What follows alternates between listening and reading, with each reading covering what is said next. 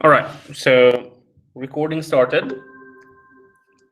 I hope that video was a good reminder of what we spoke about in the previous lecture about drag, air resistance, fluids, and the balance of forces and terminal velocity. As we saw in this video, terminal velocity is not just, something theoretical. It is something that we actually see on a regular basis. Okay, now.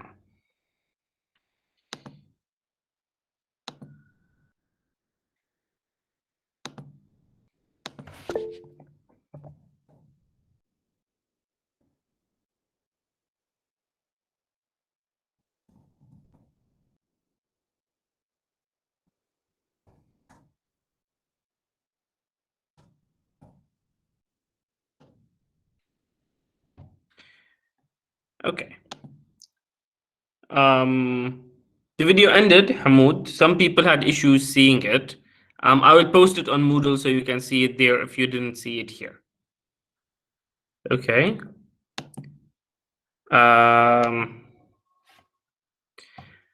Let's see if we have understood this concept. I want to make sure that we have understood this concept before we move on to the next pair.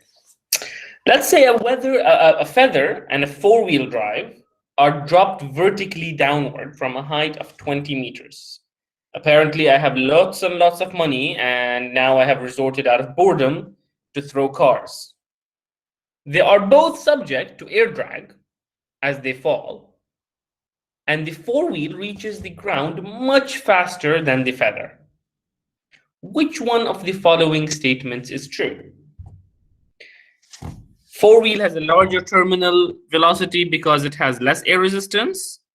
Four-wheel encounters smaller air resistance, so that's why it falls faster. Doctor, Yeah. do you We cannot represent see your something? screen. Sorry, say that again. We can't see your screen. Doctor, you don't present He yourself. doesn't share. Sorry. My bad.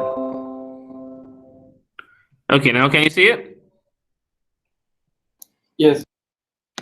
Okay, here we go. And as a reminder, I'll even put the equation at the bottom of the page. Okay, so we have 5 options for trying to explain why the four-wheel reaches the ground faster than the feather. Option A says that it's because it has larger terminal velocity because it experiences less air resistance. Option B says it encounters a smaller air resistance, that's why it's faster. Option C says they both have same air drag, but the four-wheel has more gravity. D says the feather experiences more air drag, that's why the feather has a smaller terminal velocity. And option E is none of the above statements is true. I'll give you a couple of minutes to think about it before submitting your answers. Read the sentences carefully and try to figure out which of these statements is true.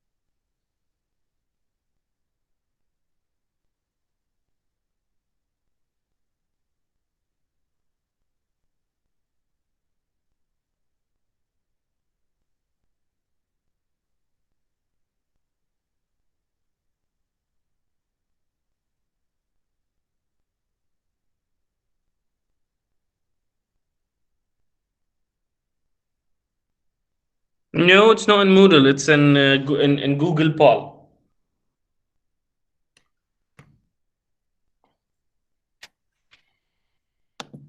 Okay.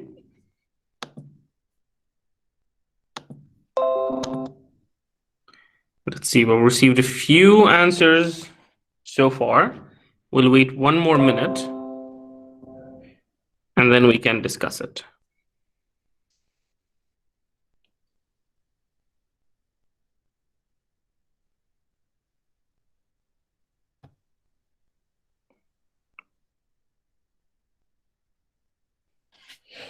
If you are on iPads or iPhones, just type A, B, C, D, or E in the chat session.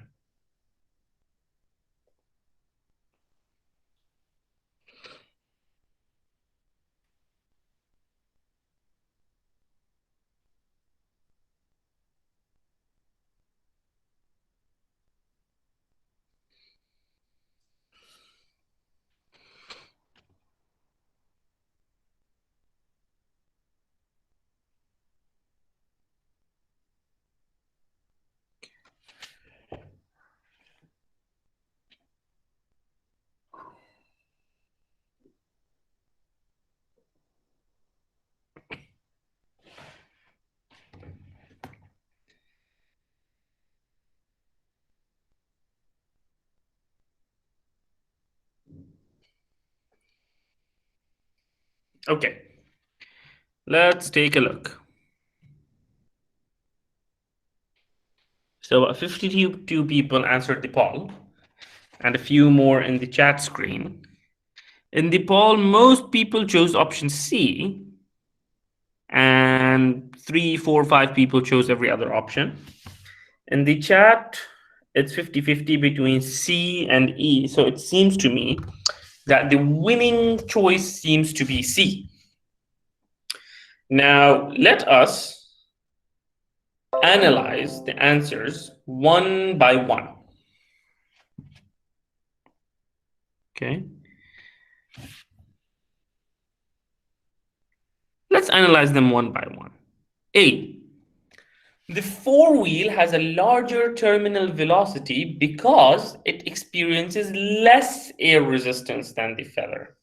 Now, our equation for resistance, as a reminder, was D equals half C rho A V squared.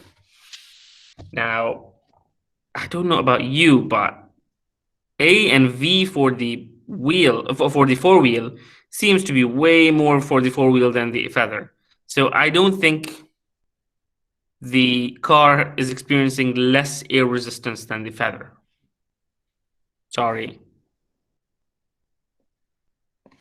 Okay.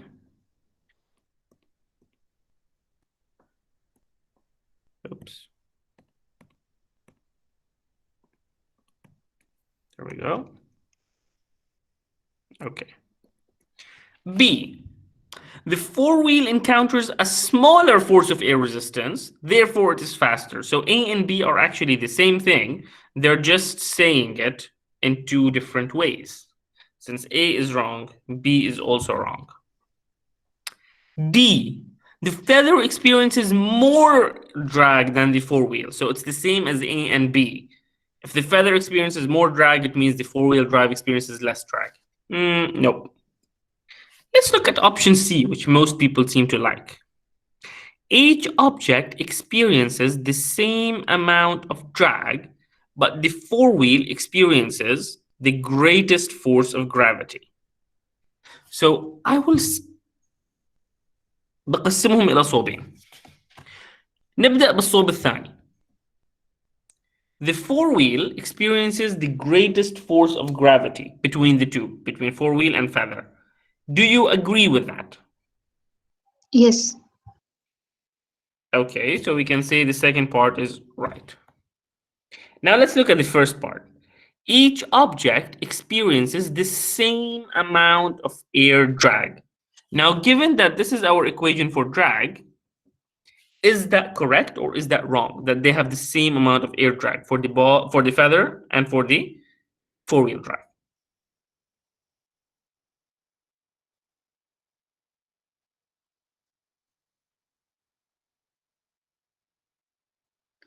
It's same because they take the same weight. Okay, but where is the way in the equation for drag? So drag, our equation is half C rho A V squared. Now we can assume it's the same material, so C is the same. Rho is a property of the fluid in which the movement is taking place, in this case air. So rho is the same for both of them. In terms of area, which one is bigger, the car or the feather? The car. The car is bigger, so A for car is bigger.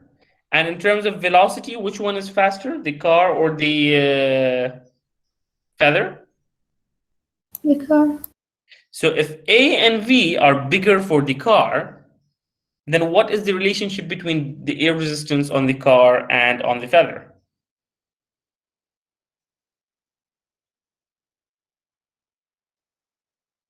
The car experiences more air resistance. The air resistance on the car is much, much bigger.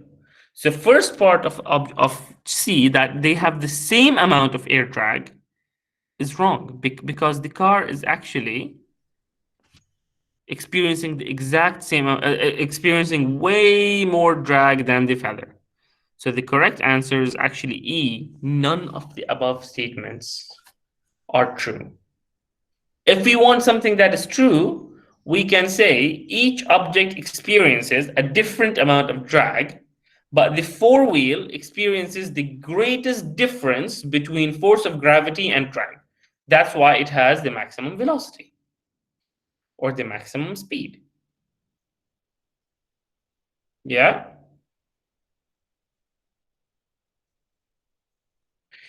Because the four-wheel is heavier than the feather, so it experiences more gravity.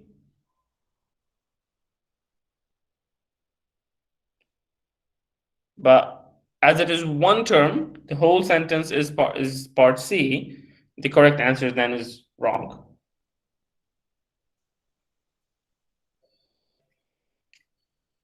Okay.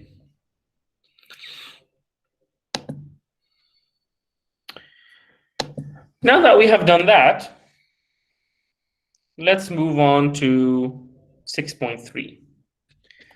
Uniform circular motion. Now we have already done uniform circular motion a little bit in chapter 4, but we're going to take a very quick revisit of it. We said that when something is uniformly moving in a circle, the acceleration vector is always towards the center. There is a force towards the center. And we said that there's a velocity vector which is always tangential to the path. Now, acceleration is v squared r, which automatically means that F equals ma, force is mv squared over r. But I have a question. When I say F equals mv squared over r, what is it that makes this that makes this force? What is it that causes or that contributes towards the force, the centripetal force?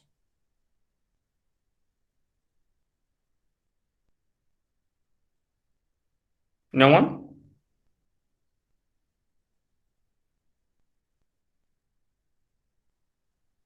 Centripetal force.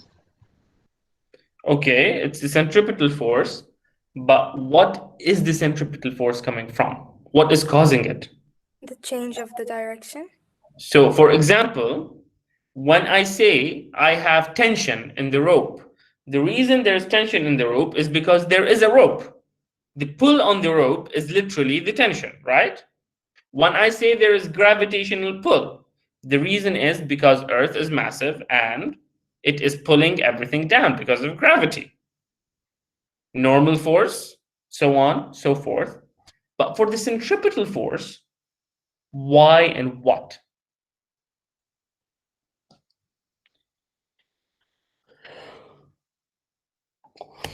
Turns out that the centripetal force can be supplied by any number of forces. It's a nice little chap, not very picky. So it can be given by something as simple as tension, when you put a rope on your finger and swung the rock round and round and round. It can be friction, as in the case of car tires, which we'll show in a bit. And we have just the normal force, which can also give us the centripetal force. But what do we mean by it gives us the centripetal force? How does this work? See this guy on a bicycle called Diavolo, back in 18-something or 19-something, very early, decided to do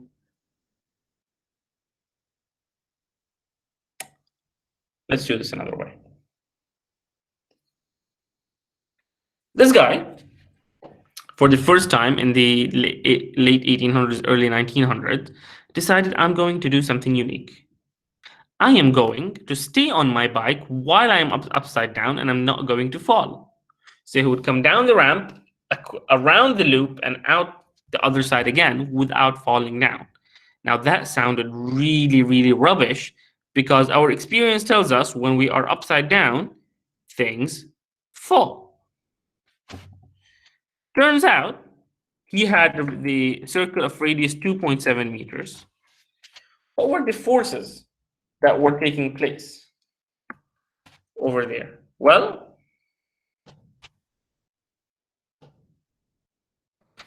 first, to go in a circle, I need my centripetal force. But remember, we have a centripetal force. We don't know how we have it.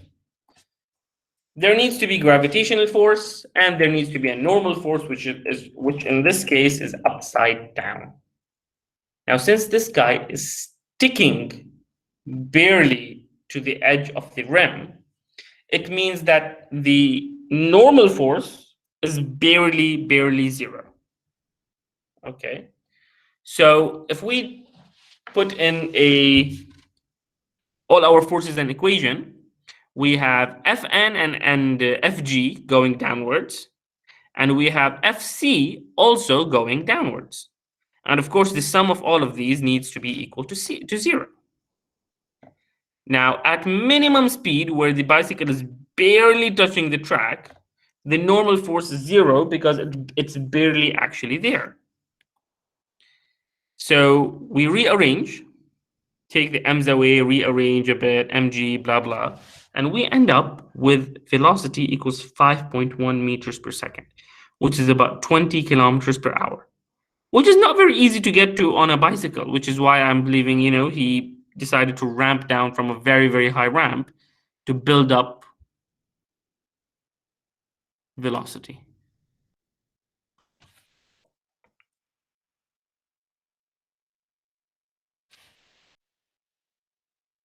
Now, question.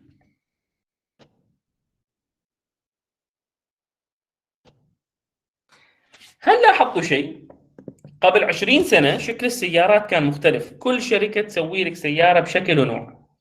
يعني أنت تشوف شكل السيارة من على بعد كيلو وتعرف هذه السيارة مال أي ماركة. الأشكال معروفة، المرسيدس كذا، التويوتا كذا، البي ام دبليو كذا، النيسان كذا، معروف. مؤخرا إذا تشوفوا على السيارات في الشارع you will notice something. They look very, very, very similar. أيوة، في من هنا اللوجو، في شوية شحطات من هنا ويمين شمال.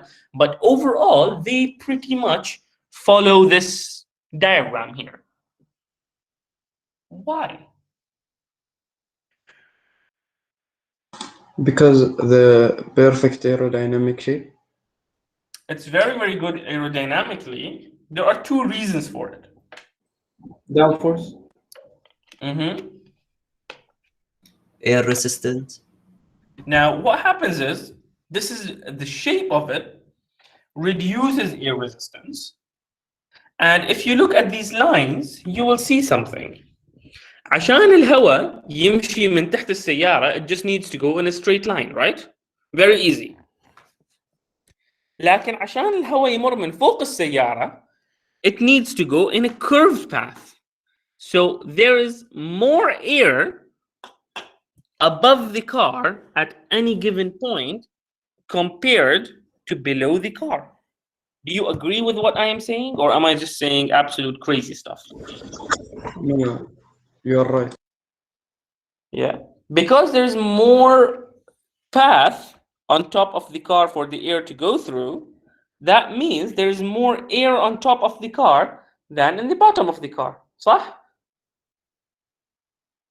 Which means there is more air on top of the car. So في وزن إضافي أكثر. Which means there is a pressure downward on the car to keep it stuck on the road. Hence by increasing the friction. Okay. Now for airplanes, and this downward force, we call it lift, but we call it negative lift because lift is also very, very important for things such as airplanes. Have you ever noticed what does an airplane wing look like? What is the shape of an airplane wing?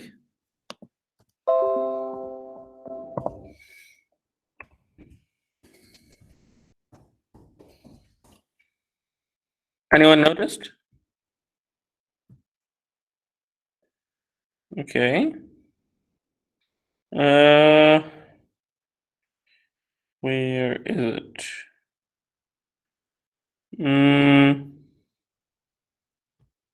Here we go. Can you take a look at this image? How does the airplane wing look?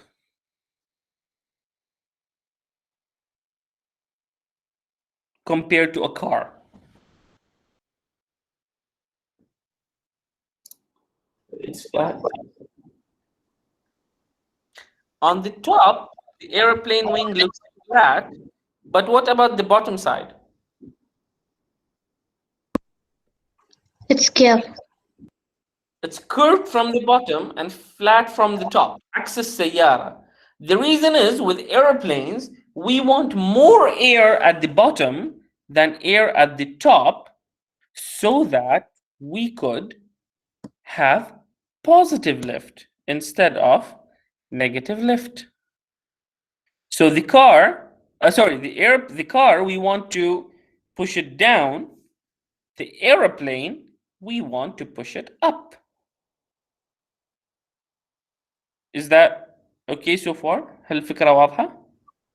Yes, we get it. Okay. Now I'll do something.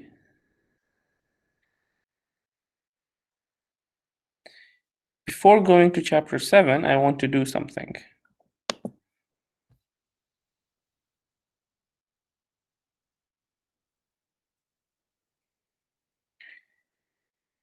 Okay. I'm going to, as we have said over and over again, the best way to learn is to teach. So what I'm going to do is I'm going to split you into breakout rooms. And I want you to think, I'll give you a minute first, take a photo of this, okay?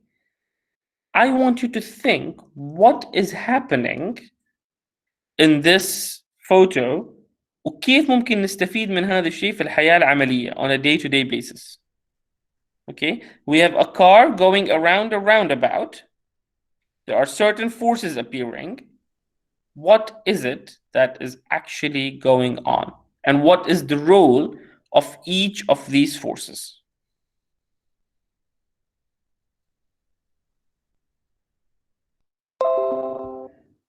Ready? Oh, let's see, there's a question.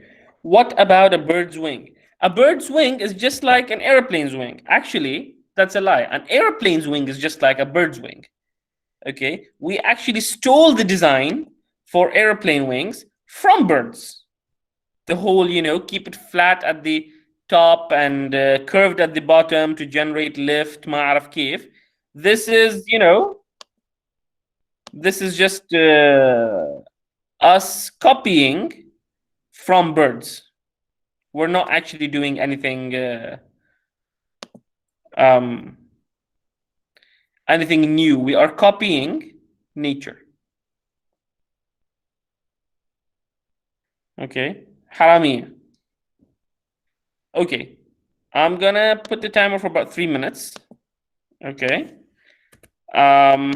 let's see if we can get, just by discussing amongst yourselves, given everything we know so far, what is going on and what is the practical application of this distribution of forces. Okay, ready? 3, 2, 1, go.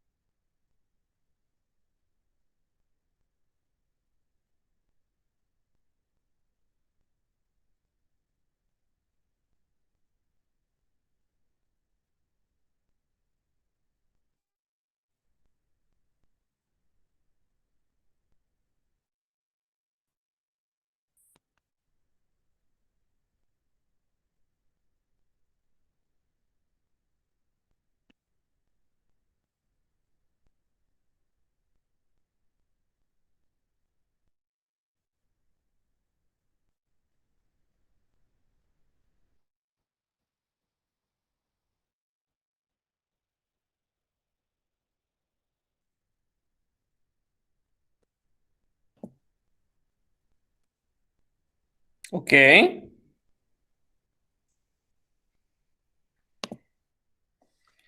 Okay. Let's see. Can anyone tell me what are we actually looking at this photo in? What are we trying to do?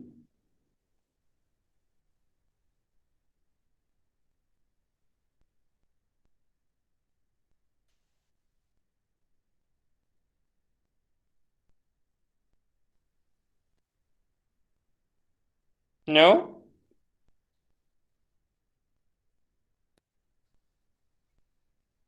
Okay. So the question is, we have multiple forces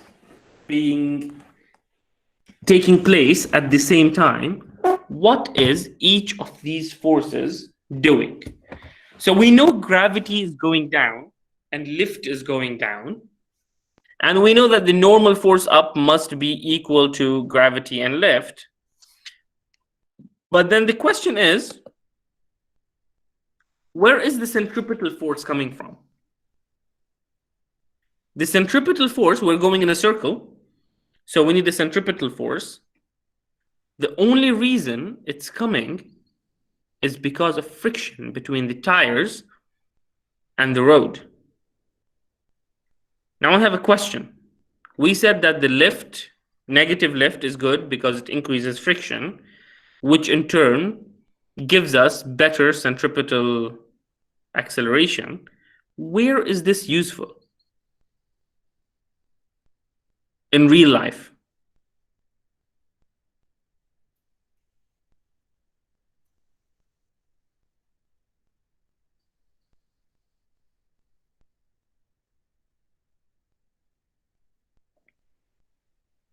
Have you ever noticed that some roads, when we drive on them and they are banked, and they are encircled, they are banked a little bit. الشارع ما سيده.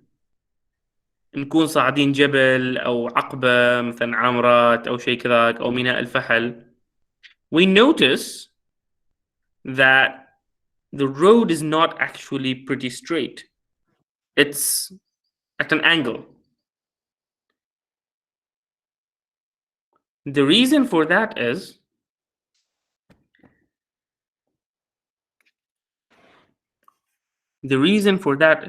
we want to stop the car from slipping. When the car is going around, the only reason the car keeps going around and around is because of this friction. If this friction slips even a tiny bit, then the car is going to slip and it's going to go straight وتشوح.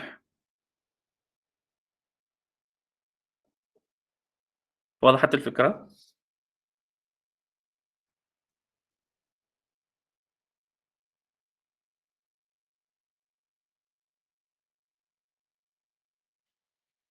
Okay. Let's move on to chapter 7. We have about half an hour left. Let's move on to chapter 7 a little bit. Let's come up with some new concept, something new. تعبنا. Force, motion, positive or negative. تعبنا شوية. Let's come up with something new. Kinetic energy and work. My first question is, what is energy? أنا تعبان يا أخي اليوم ما فيني طاقة. This is something we do every day. We use that word. But in physics, what is energy? Energy in physics is a scalar quantity assigned to an object or a system of objects. Now, the concept of energy is actually متشعب quite a bit, and it's slightly difficult to explain in one go. So the way we're going to explain it is by saying that energy can be changed from one form to another, or there are different types of energies, and we can go with them back and forth. Okay? It's just like me saying عندي 100 ريال. أنا أقدر أخرجهم بطرق مختلفة. أقدر أجيب 50 25 10 عشرات 20 خمسات. في نهاية المطاف I still get 100 riyals. Okay. Now, this exact same idea is how also energy works. The amount of energy can be changed from one form to another. And we're going to utilize this. And what we're going to do is we're going to look at specific examples of energy. And we're going to use them example by example to build up a full picture of to build a full picture of what energy is.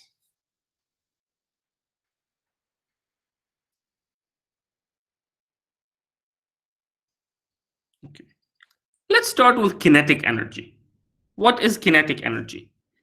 Kinetic energy is the energy to do with motion. If something is moving, it has what we call a kinetic energy.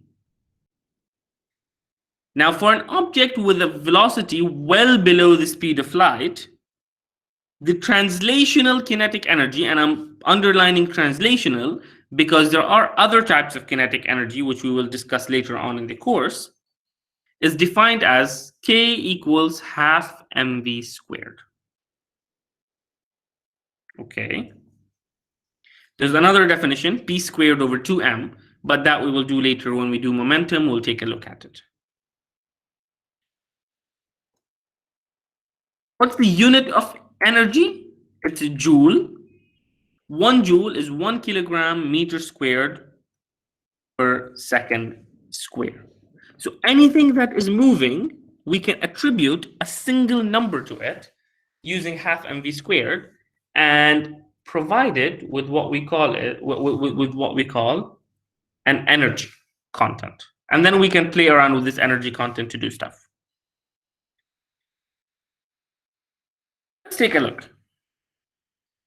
If I have a car and a truck with the same kinetic energy, which one has the larger speed? Oh, okay, I'll go back to that slide in a bit.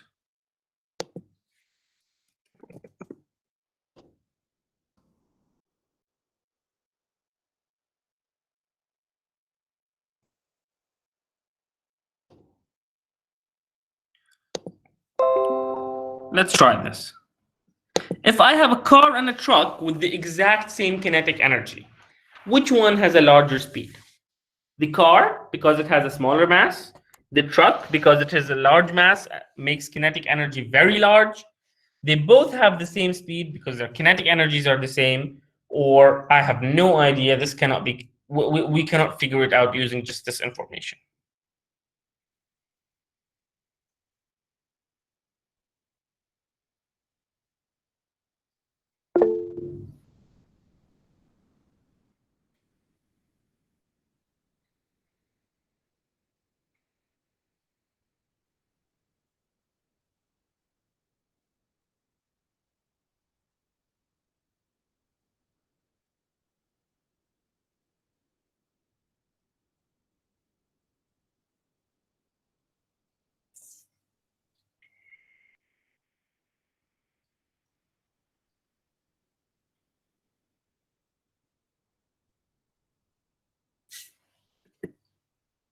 Okay.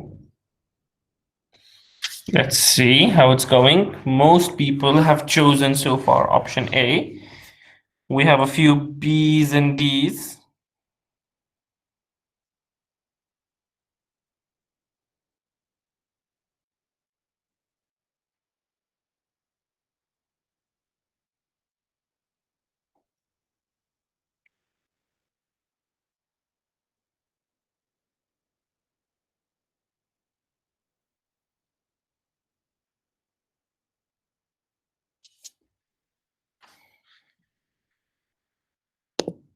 Okay. Indeed, the correct answer is A, because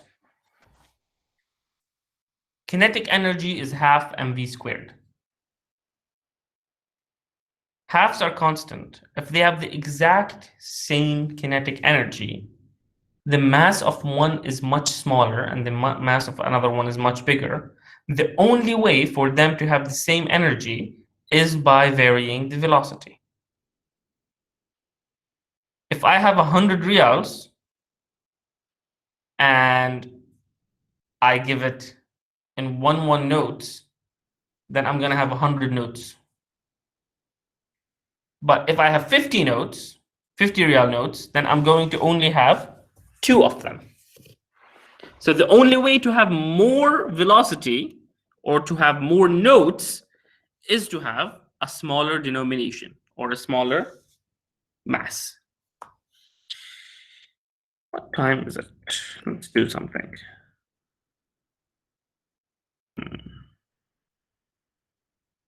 It's 1 o'clock, but let's do something. You have a midterm coming up, and the midterm is only until the end of chapter 6. So let's do something. I am going to stop the lecture